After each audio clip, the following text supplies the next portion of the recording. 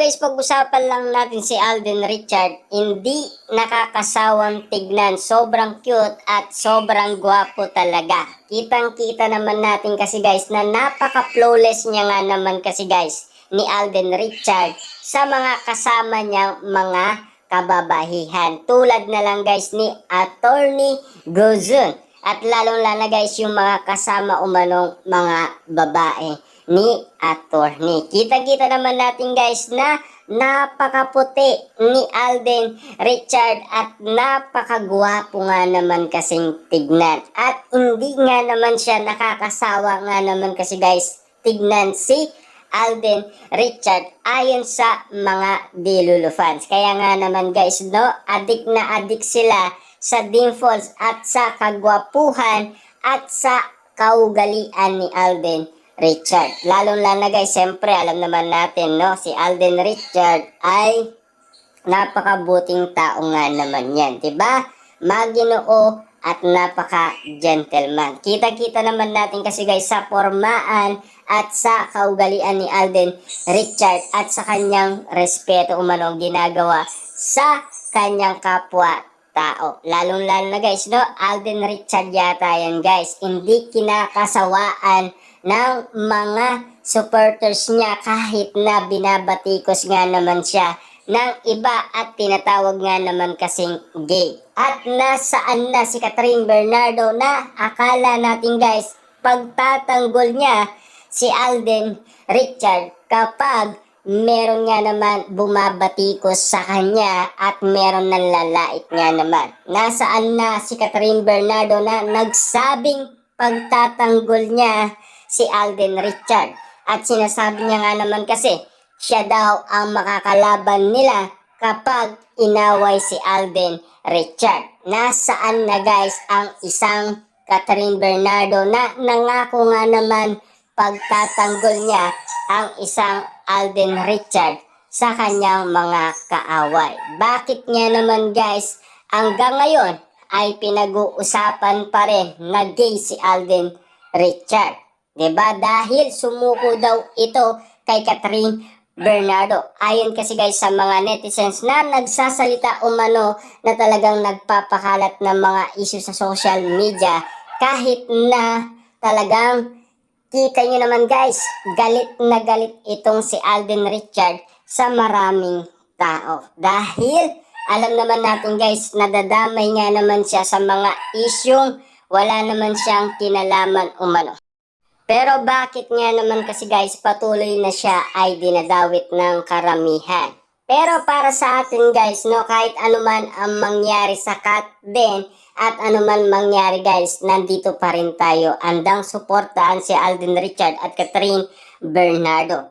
Na alam naman natin kasi guys, wag nating pilitin ang wala naman kasing resibo or ebidensyang pwedeng magpakita ng katotohanan. Sana nga naman guys magpakita ng resibo at ebidensya si Sian Gasa para nga naman kasi maniwala tayong lahat na 100% legit ang kanyang sinasabi dahil ang kanyang sinasabi 99.9% na talagang kinonfirm ng karamihan na nagkabalikan na ang Katniel at siyempre nagkaayos na. Pero para sa akin naman guys, parang movie nga naman kasi yan. Parang promotion lang ang nangyayari. Tulad nga naman kasi guys sa Kat din. Naniniwala ba kayo guys kapag pinag-uusapan ang Katniel ay magkakaroon sila ng movie? Maghintay-intay lang kayo guys ng tamang panahon. Dahil ayon kasi guys sa balita, collaboration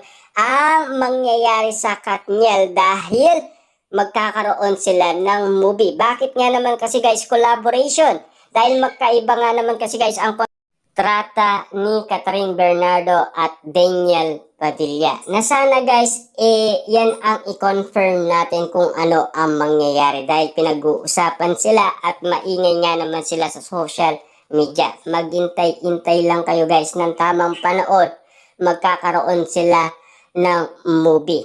Kitang-kita naman natin kasi guys na kung ano ang pinag-uusapan ayon sa mga celebrity na nagsasabi na magkakaroon nga naman yan ng project. Kasi alam naman natin guys, no, ang cut din, ganun din naman kasi sila nagkaroon ng project, di ba? Kaya naman guys, mag-intay-intay lang kayo guys ng pagkakataon, di ba?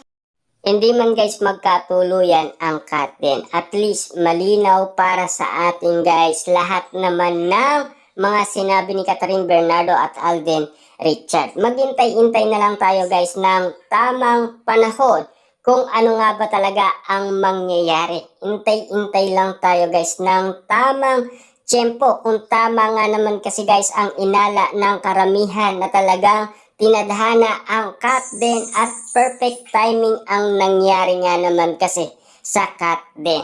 Lalong-lalo na kasi guys sa ngayon ay parang pinaglalaroan ng mga netizens ang cut din dahil pinapabagsak nga naman sila.